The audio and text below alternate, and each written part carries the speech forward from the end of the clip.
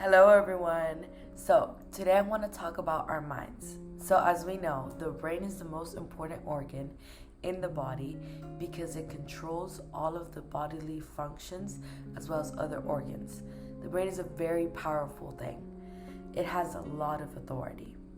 So I want to talk about, I want to say a little part of my speech. So I finally finished my speech class. In my last speech, it had to be about something that we learned from the book. And I chose to do it about interpersonal communication. So I'm going to read some of what I said. Ready?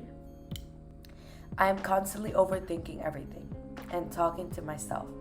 I believe that proper communication starts within us. This is why I decided to research the topic of intrapersonal communication. And what exactly is interpersonal communication? Well, according to the Human Communication book, intrapersonal communication is a communication that takes place in your own mind. It is basically when you talk to yourself. So we are constantly thinking.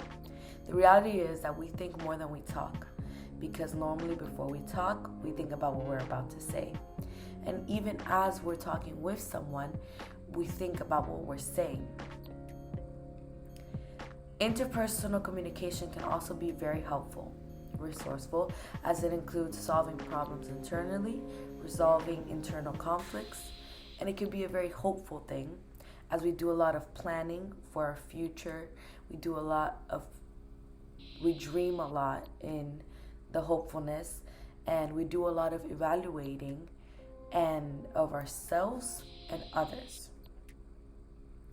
Now, Dr. Helena says that having conversations with ourselves can get ugly and lead to insecurities, self-doubt, and even self-hate.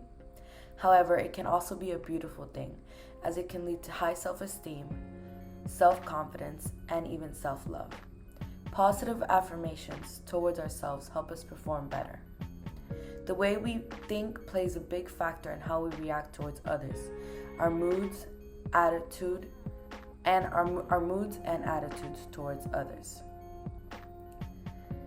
We start to believe a lot of the things we tell each other. So choose today to be your biggest cheerleader, not your biggest enemy. So just keep that in mind, that our mind is very powerful. Sometimes, we could be our biggest enemy and we tell ourselves these things, and it leads us to a lot of self-doubt, and that does a big contribution to how we perform. When you start to believe you can't do something, you just give up and don't even try. So I want you to be your biggest cheerleader. You need to be cheering yourself on, and you need to trust God that He will lead you to wherever you're supposed to be, and that He has a bigger purpose for you.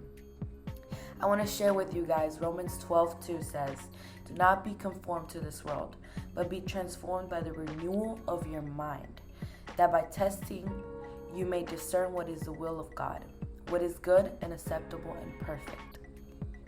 And then lastly, I want to end with this.